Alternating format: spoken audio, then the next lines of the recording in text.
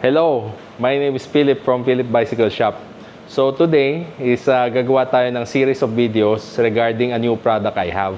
If you will notice, yung table setup natin ngayon medyo kakaiba. Nabanggit ko, Philip Bicycle Shop, so bakit hindi to bisikleta? Meron tayong wine dito, alak.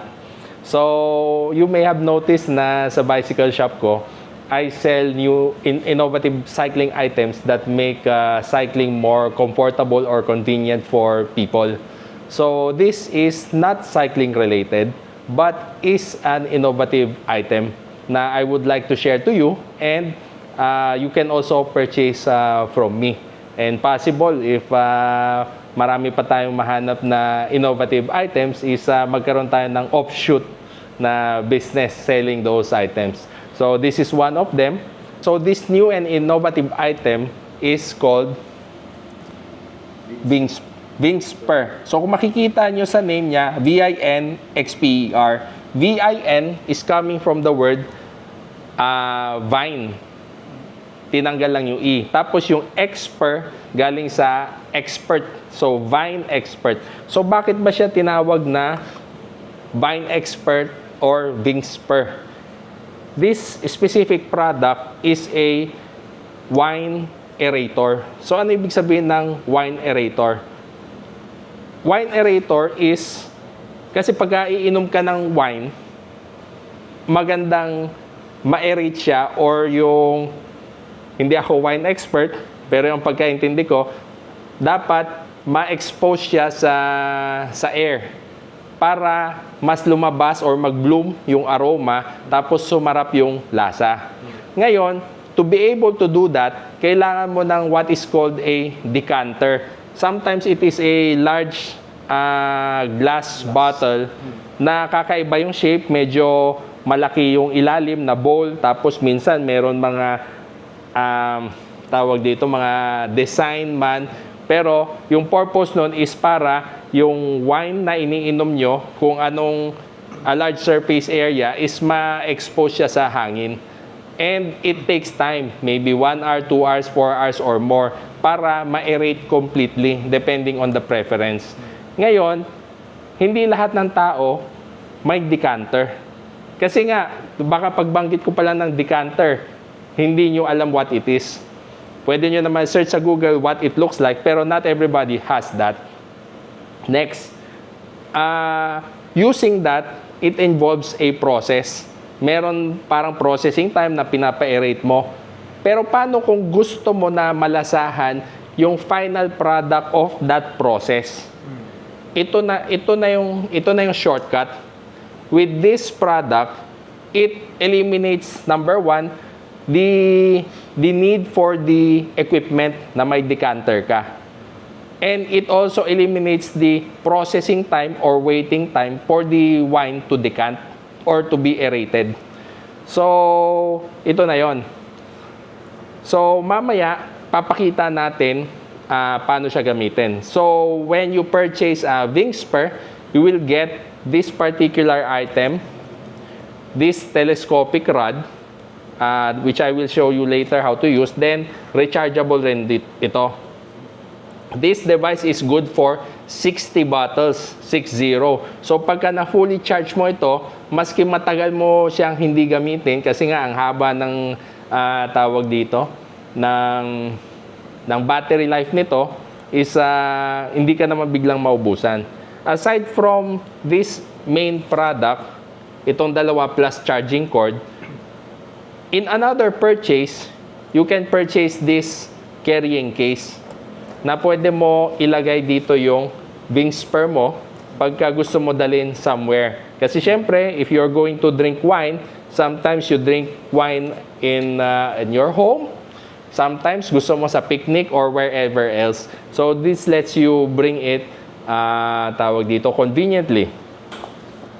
They also sell a very nice wine bottle opener. Then they also sell this nice cloth. Nasaan na yung... Ito yung... So, they also sell this nice Vinxper branded cloth.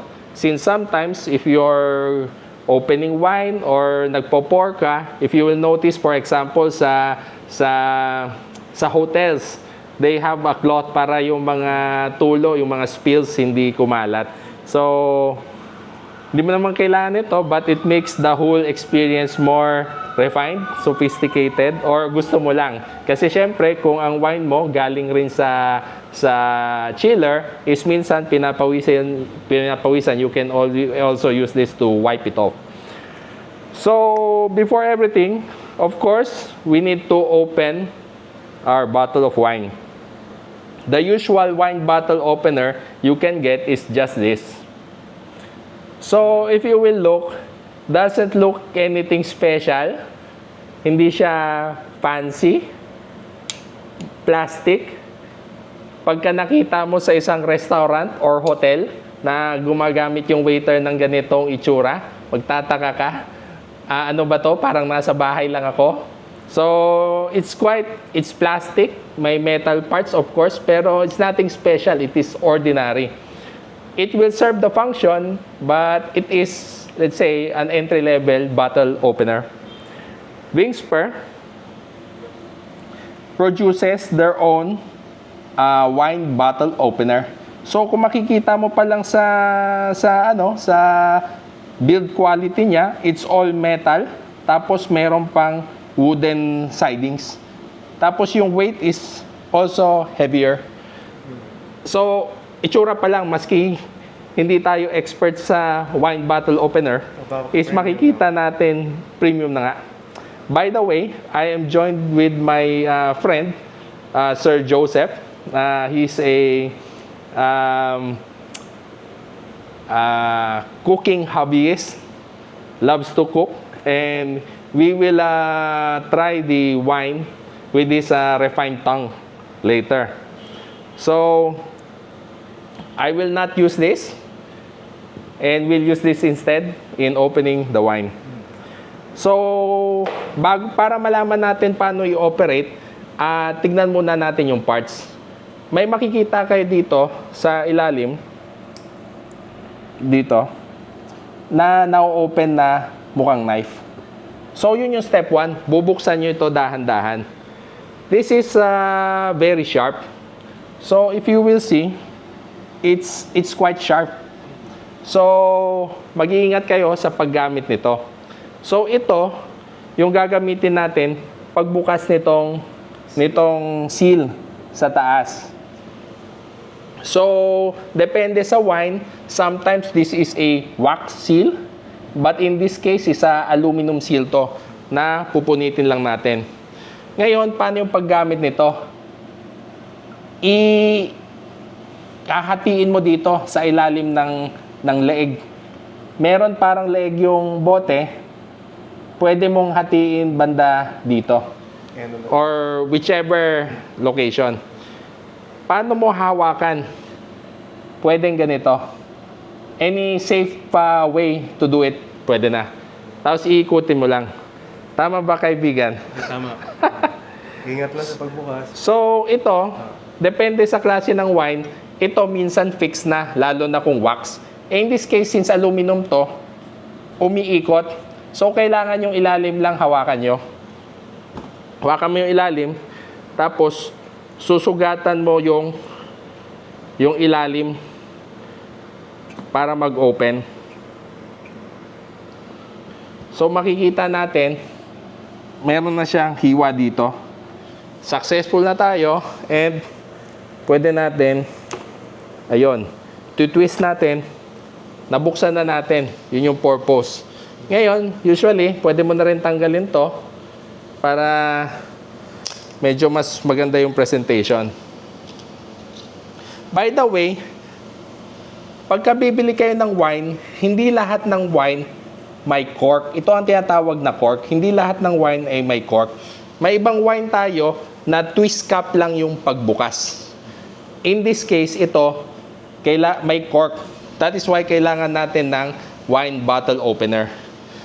So, again, step 1, ito. Since tapos na tayo sa step 1, ibabalik natin to. Or kung gusto nyo, pwede nyong linisin muna with our nice wing spur, microfiber cloth. Then, close na natin. Step 2, bubuksan na natin yung wine. So, para mabuksan natin to, itong part na ito, bubukas mo. Para itong corkscrew. Corkscrew is ma-expose natin. Ngayon, paano ba conceptually ito ginagamit? Conceptually, itong corkscrew, iikutin mo para bumaon ng ganito. Iikutin mo, itatapat mo to sa gitna, at iikutin mo ng iikutin hanggang bumaon siya dito. So next, ano yung gagawin? Next is itong part. May 2 parts to. Makikita mo, may itong part na nababali at ito, outer and inner na ledge. May ledge siya dito, makikita nyo, may ledge dito at may ledge dito. So, outer ledge, inner ledge. Pag ito kasi, bumaba, dapat may way tayo hatakin. Hindi kasi ito pwedeng hatakin ng braso mo lang. Baka naman pwede kung sobrang lakas mo, pero napakahirap. So, that is why, kailangan natin itong ledge. Yung unang ledge, yun yung tutulong sa atin, hilain. Yung unang ledge. Kasi ang lalabas niyan, parang lalabas ganito yan. Kung makikita nyo. Para may leverage siya. Ganito yan, may leverage. Tapos, hihila siya. And itong corkscrew na to, kung makikita nyo, di ba ganyan yan naka-bend? Ganyan siya naka-open. Umaano siya. Sumasabay sa galaw papunta dito. So, pag ito, nabaon mo na, pagka hinihila mo na, sumasabay siya. Hihilain mo, tumataas to, ginagamit mo yung inner ledge. Ngayon, paano kung malayo na, tapos ayaw pa rin mabuo? Ay, matanggal. Medyo nandito ka na, ayaw matanggal. Ang mangyari, doon papasok yung paggamit ng second ledge. So, parang, kunyari, mahaba to. Dito pa lang, hindi mo na makuha kasi mahaba yung cork. So, ito rin magagamit mo. So, this is my first time using this. And makikita natin gaano kahirap ba o bilis gamitin. I would say, gaano kabilis gamitin. Kasi, it's a first time in a long time na akong hindi nag-wine. Baka ilang taon na rin. And matagal na rin ako hindi nag-open nito. Pero alam ko yung concept at nagawa ko na dati. So, ito, susubukan natin. So, again, number 1, dito tayo sa center. Ito pala. Something to think. Yung dulo ng corkscrew, itong tulis na ito. Pero kung makikita mo, circular to. Yung tulis, wag mo ilagay sa gitna. Wag mo ilagay sa gitna yung tulis. Kasi kung linagay mo sa gitna yung tulis, itong tulis nasa gitna, yung buong bilog ng corkscrew, baka sumayad sa gilid ng bottle.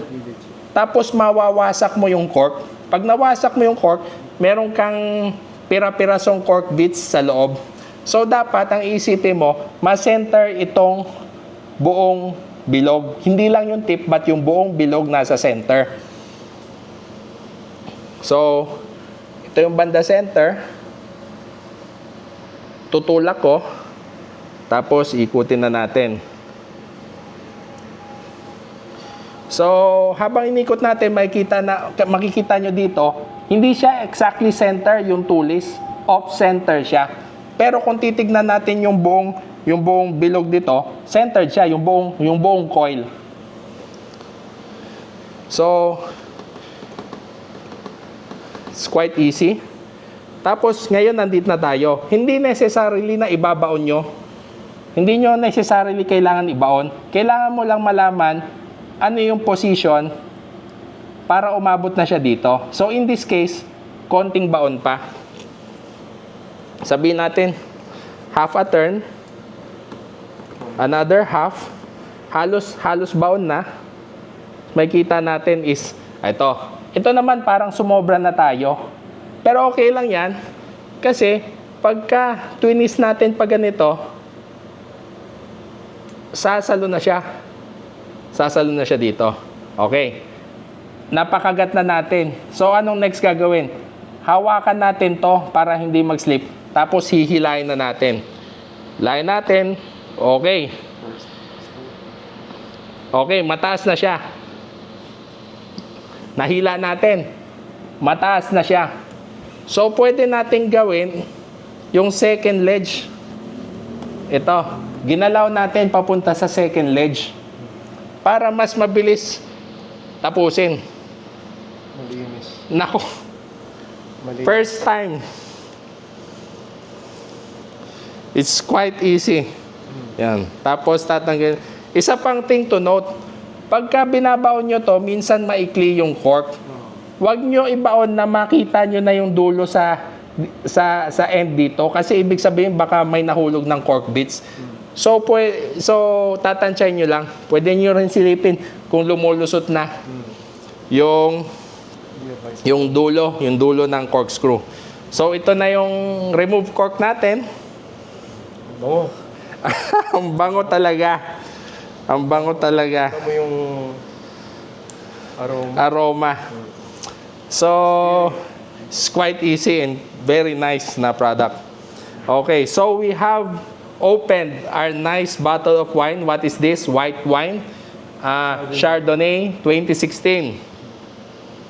Ngayon is 2025. We are shooting the video. So this is a 9-year-old bottle of wine. So, how do we set it up? So, number one, of course, you charge it. Pero tayo is pre-charge na to. Ito is telescopic. Ano ba ibig sabihin ng telescopic? Dati, nung bata tayo, di ba, may pirate ship, may telescope. Tapos, hinahatak nung captain. So, yun yung telescope. Kasi, parang humahaba. Baka mali yung etymology ko. So ito, telescopic rin to. Kung hinila mo, holding this black plastic and this end, kung hinila mo to, ayun, nag-telescope na. Just Sa height ng bottle. Kasi iba-ibang bottle, iba-iba yung height. So pwede mo fully extend lang. Walang problem. Tapos makikita nyo dito sa dulo, may filter. So, bakit may filter? You will encounter some wines na very old. Dahil very old sila, sometimes nagkaka-sediments na. Or sometimes, you made an error in opening the bottle, tapos yung cork nawasak, kumalat sa loob. Or, other instances, magaling ka naman magbukas, pero due to yung age ng wine, ang bilis mawasak ng cork. Pinapasok mo lang dito, napupulbos na siya. Kasi it's too old. Isa pang magandang buti na banggit ko yon. So, if you own wines, ano yung gagawin mo to prevent mag-age yung cork? So, paano mo pa prevent pala mag-age yung cork? Kanina, ganito yung cork natin, di ba? Papasok pa ba to? Ayun, papasok pa konti. So, imagine nyo na lang nakabaon yung cork completely. So, pagka in-store mo yung wine mong upright, lahat ng moisture na nasa cork, syempre pababa, at saka hindi itong part is dry. That is why sa mga cellars, yung wine storage locations, ang tawag cellars, is naka-horizontal yung placement. Bakit naka-horizontal? Kasi kung naka-horizontal to, the wine will make contact with the cork. And yung contact na yon with the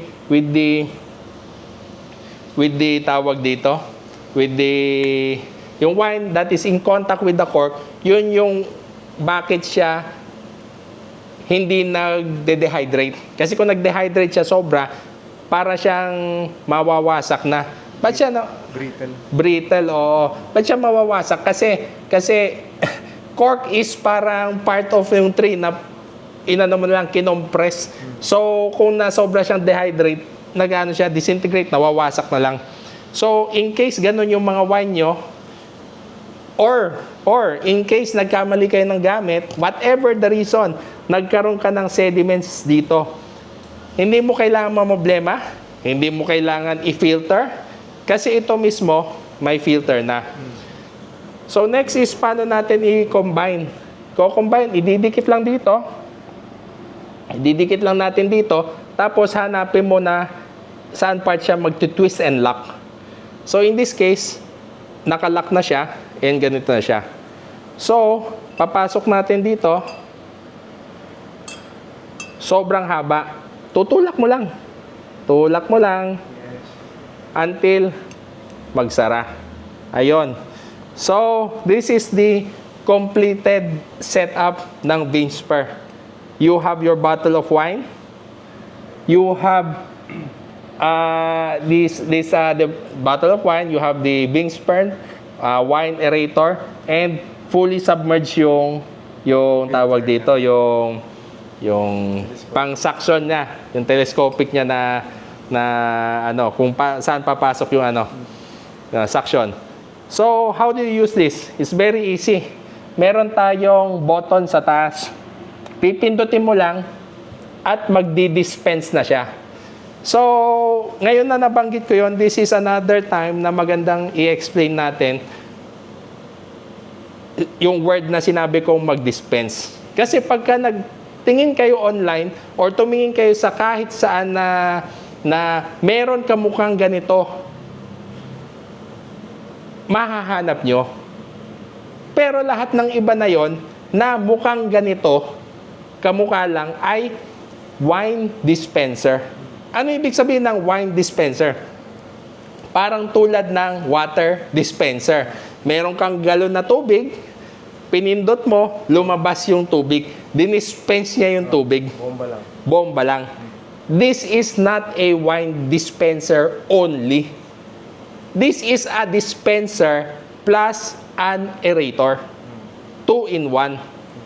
Yung main reason this product exists is, again, to eliminate the waiting time, the equipment required, and all the hassle that you need to do to be able to enjoy a aromatic and sabihin natin better tasting wine experience na at the push of a finger, you'll be able to enjoy it.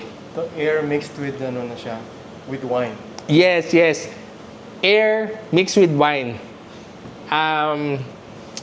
To be able to appreciate more the benefits of aeration, unfortunately, I'm not expert enough. Or hindi rin akong wine sommelier na tinatawag, yung wine expert, yung makikita niyo sa TV, gaganyan-ganyan, tapos alam niya lahat ng lasa. So unfortunately, hindi ako ganun kagaling sa wine, but you can read up on it. Pagka sinerch mo wine aeration, wine decanting, bakit ginagawa yon, you'll know na bakit siya important and enjoyable.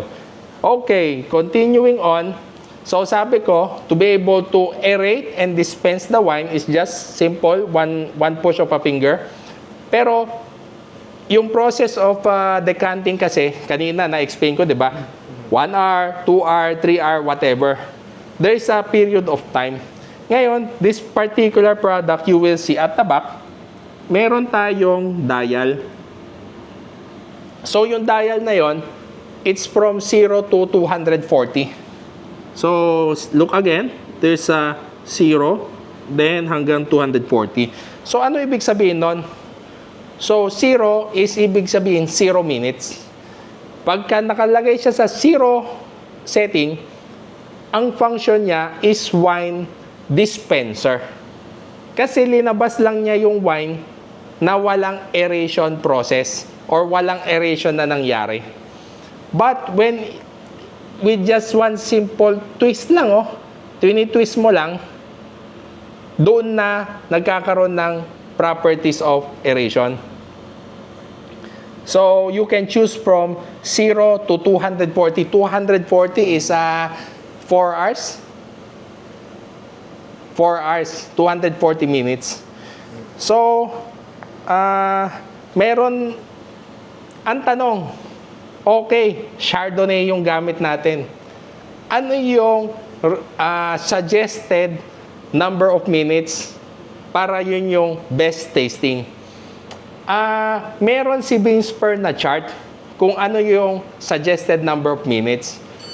Pero when you're enjoying wine, alam nga naman, hahanapin mo pa yung papel, tapos, iisipin mo pa na ilan minutes ulit to. Hahanapin mo yung Chardonnay sa listahan. Parang nangyari, may process ka pa, gusto mo na uminom. Tapos yung problema, napakaraming wine sa mundo. Napakarami, isa lang to.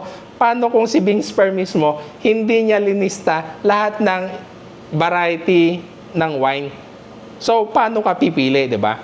Tapos, again, going back to traditional decanting, pagka linabas mo na yung buong wine mo, linabas mo na, linagay mo na sa decanter, pumili ka na nun eh. Pipili ka kung iinumin mo siya after 1 hour, after 30 minutes, after 4 hours, pipili ka eh.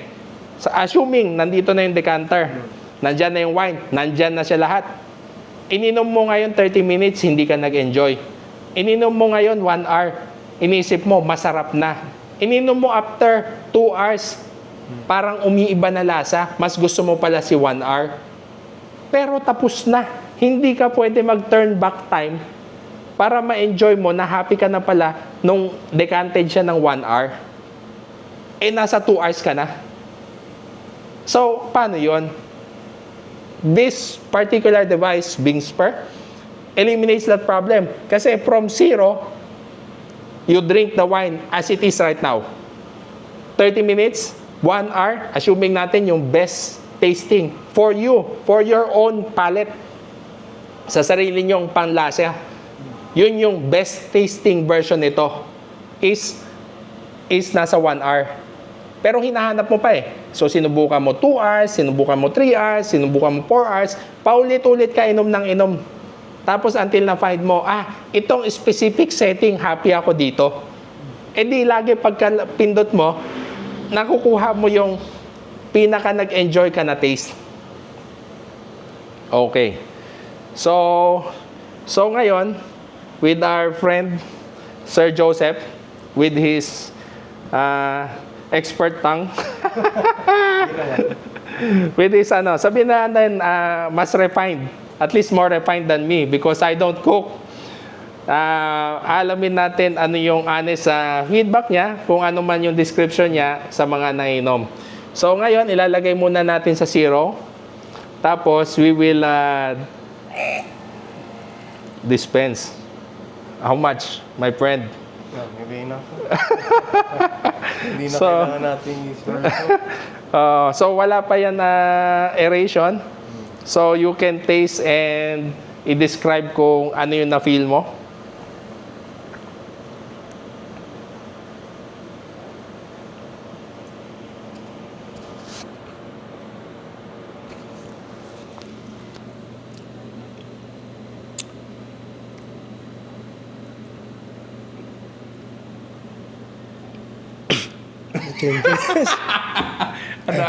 Paano mo ma-describe? Parang base description lang. It's more refined compared with yung hindi siya aerated. Wait. Hindi pa to aerated. Oh. Hindi pa to aerated. Hindi pa aerated. Hindi pa. Anong palasa? Yung current na description mo, yun yung magiging parang base na na flavor. Maano siya, Kulang pa. Lagay pa tayo konti. Okay. Kailangan lang natin ma-determine yung base taste.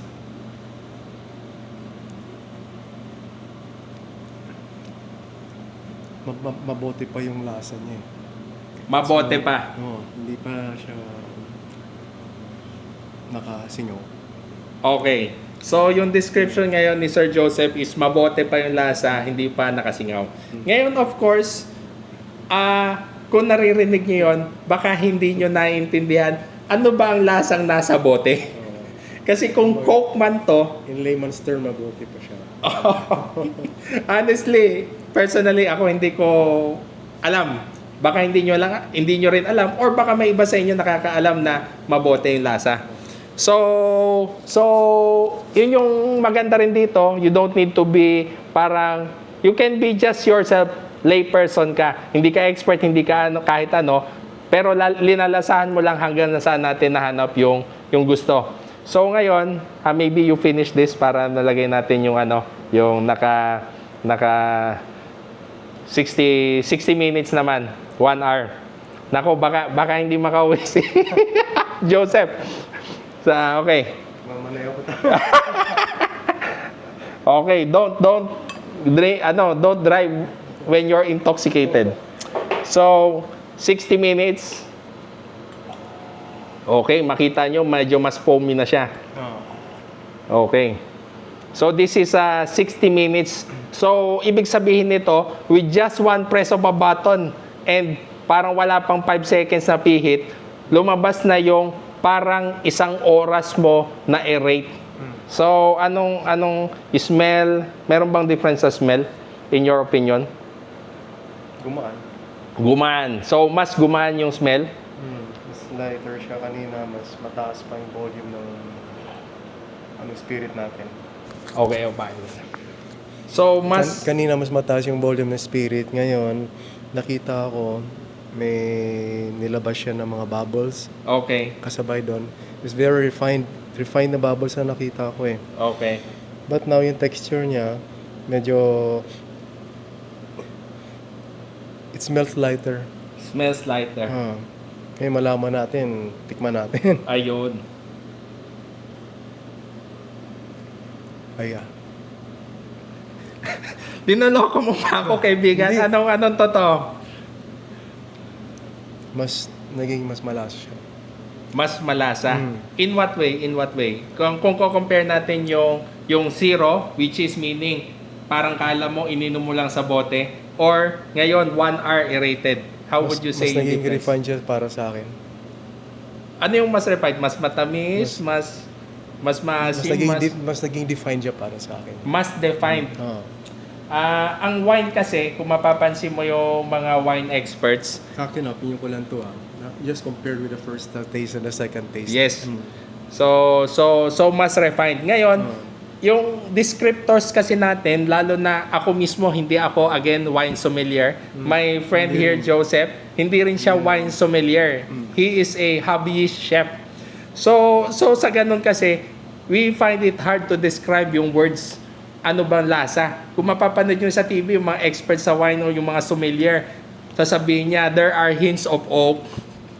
There is nutty taste, chocolate. Parang kala mo, similar sa coffee. Kung maglalasa sila, di ba? Yung barrel na nakano sa oak barrel, Oh. naman an oak barrel. Oo, iba-iba. So these things, para malaman mo is number 1, dapat alam mo yung history nung nung grapes na ito, sino bang, saan mo yung mga vintage, yung mga saan vineyard, anong bansa, malalim na pag-aaral. Tulad yan, Chardonnay is green Green variety grapes. ng grapes yan. Oo, that is why makikita nyo wine, yung iniisip ng iba, kadalasan wine is red. This is white wine, Chardonnay. So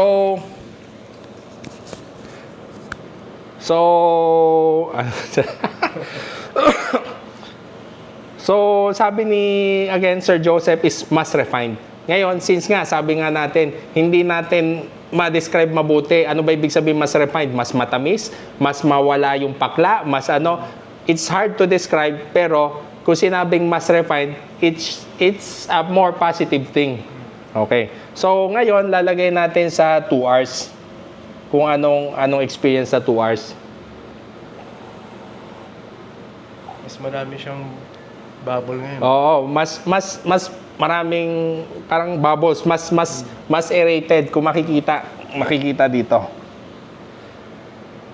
Kasi nga muna na. How about Mas marami na siyang mas marami na siyang mas marami na siyang makita bubbles? natin mas marami siyang bubbles. Yung amoy. Mas mabango Mas o mabango nawala siya. na yung bango? Mas bumango siya na... Mas bumango pa lalo. Oo. Mas bumango siya. Mas bumango. Hmm. How about the taste? Tikman natin. Ayun. Pangatlo na to. Ayun. Kakatikim natin, baka maubos natin yung bote.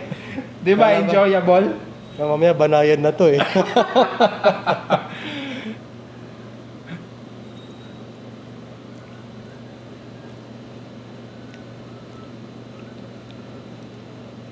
Sarap. Sarap. 1 hour or 2 hours?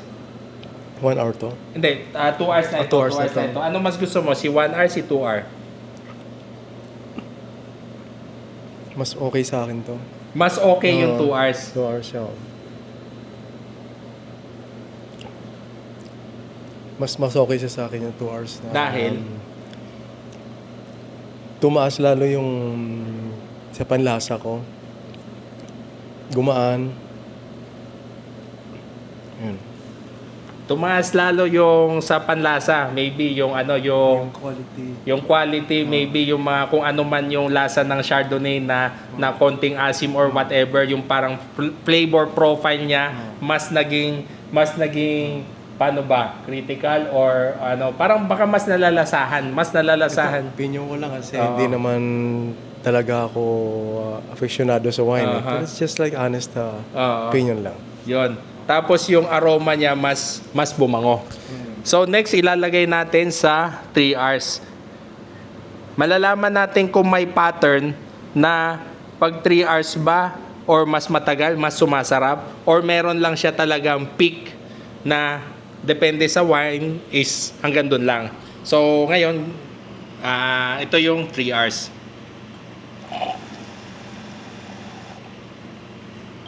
Ang dami nga fruit. So, ito, yung 3 hours, it's mas maraming fruit sa taas. And malalaman natin yung lasa. Tanggalin mo natin yung fruit. So, you will see yung action ni Sir Joseph. He is swirling the wine glass. So, swirling the wine glass with or without this device na Bing Spur is a form of trying to aerate the wine. So you will notice na bakit pa ang wine glass is ganito yung shape. Kasi yung shape niyan is ganyan at saka yung usual amount is half or even less para pag swirl mo bumubo ka yung liquid, kumakalat siya, tapos yung hangin, outside air natin na namimix sa wine. Pero when you do that sa restaurant, you're aerating it, but that is just what? 1 minute? A few seconds? Ito is hours na, which talagang will bring more of the taste compared to inikot mo lang. Okay, so ngayon, we'll get the feedback of yung 3 hours.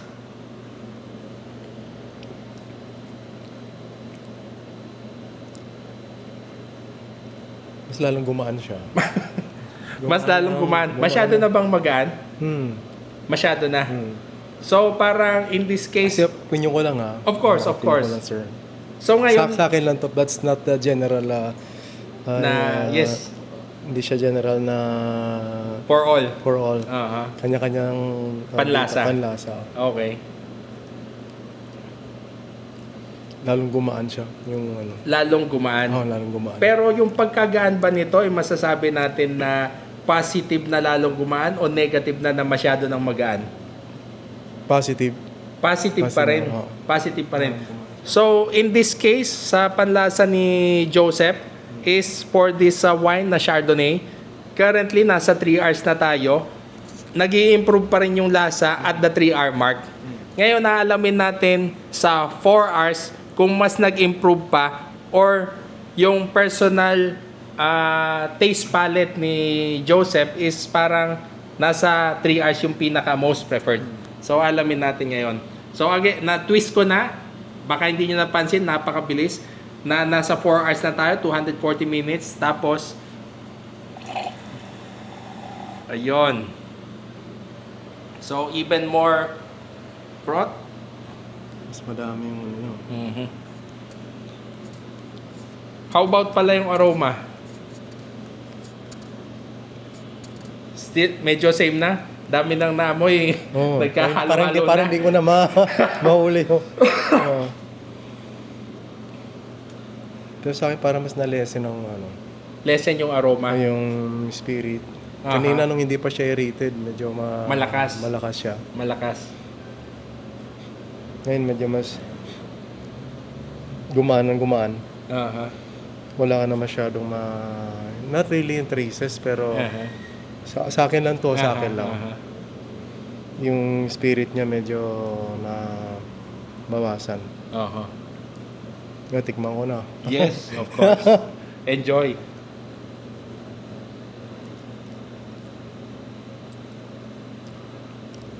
May difference siya, but mas gusto ko kanina yung mga, sa akin Aha. yung 2 hours ba yan? 2 hours. Oo. Ano yung difference ngayon? Lalo siyang mas nagiging mas mataas siya na a level ahead nung kanina nung Aha. titikman ko. Pero you mentioned na mas na-prefer mo yung 2 hours Yung than 2 ngayon hours. 4 Oo. hours. Bakit? Oo. Bakit? Ito mas sa akin lang medyo ano na yung spirit. Ano na, parang singaw na. Nasingaw na siya. So, kasi pagka sinabi mong spirit, kung ito man ay soft drinks, which is hindi ito soft drinks, parang yung bula niya, yung lakas, parang masyado nang nawala kung soft drinks. Oh. Pero ito, hindi ito soft drinks, this is wine. And there is an aeration process nga na sabi ko, na there is an optimal time period kung gano'ng katagal mo i-aerate bago mo inumin. In this case, lumabas, 4 hours na tayo. Medyo, sa opinion ni Joseph, ano na siya, masyado nang aerated. Kumbaga, masyado nang tumagal, masyado nang na-expose, yung masyado nang magaan yung pang-amoy, masyado yung lasa, medyo iba na. And, given na nalasahan niya yung from 1 to 4 na hours, nabanggit sa akin na yung preference niya is 2 hours. Ngayon, tatry natin confirm. Ibabalik natin sa 2 hours, 120 minutes. Tapos, papalasa ulit natin. Okay. Binalasing na natin. Okay.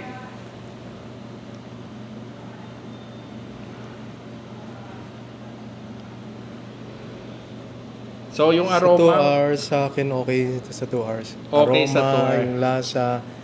hindi mo pa nalasahan. Oh, hindi. Yung kanina. Yung kanina. I-compare ulit natin sa 2 hours. Ito lang sa akin. Sa 2 hours na ako. Sa 2 hours talaga. No, yung Okay. Nalasahan ko yung texture niya. Aha. Unlike dun sa 3 hours, 4 hours kanina, sa akin lang, sa panlasa ko lang, hindi ko lang masabi sa panlasa ng iba. Pero this one is, mas preferred ako sa 2 hours na aerated siya. Okay. Okay. For me. Okay, of course. So having heard that is masasabi natin in a span of few minutes we have explored the Chardonnay na ano yung lasa niya 0 hours meaning straight from the bottle, 1 hour, 2 hour, 3 hour, 4 hour. Nalasahan natin multiple flavor profiles from aeration. Tapos, from trial and error, nasabi ni Joseph na nalasahan niya lahat ng 5, 0, 1, 2, 3, 4, and nagustuhan niya yung 2, kutob. So, binalik lang natin sa 2, pinalasa natin ulit, and true enough, having tasted 4, tapos nag-2 agad tayo, na-determine ni Joseph na in his personal taste, mas nag-enjoy siya sa 2. So ngayon, for you, na kung sino man sa inyo na interested to drink, hindi natin alam kung 0, 1, 2, 3, or 4 kayo.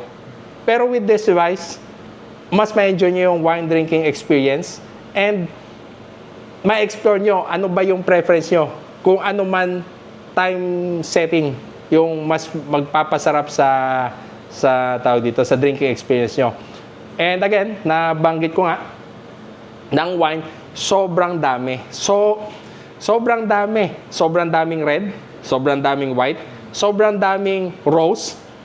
Meron pa tayong mga dessert wine, sobrang daming klaseng wine. Pati ako nagtataka, bakit sobrang daming klaseng wine? May mga alak na iniinom mo para malasing.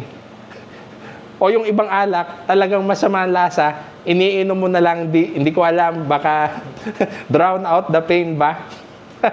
Pero ang wine kasi, napansin mo, so many types of grapes, so many types of storage, oak barrel, whatever man, iba't ibang bansa, iba-ibang flavor profile. So I would assume, just from the product selection na sobrang dami tayong makikita. Kung punta ka sa grocery, isang pader siya or more ng pilihan ng wine. Unlike yung iba, sabihin mong beer. Ilan bang pilihan natin ng beer? Tapos sabihin mong vodka. Ilan lang rin naman yung pilihan natin vodka. Pero pag sinabing wine, meron pa tayong tinatawag na wine expert, sommelier. Kasi, I believe, wine is meant to be tasted and enjoyed. Kaya siya pinangalan Wing Spur. Yung primary use kasi nito, you would assume, is nasa wines talaga. And using this device, you will enjoy the whole experience better.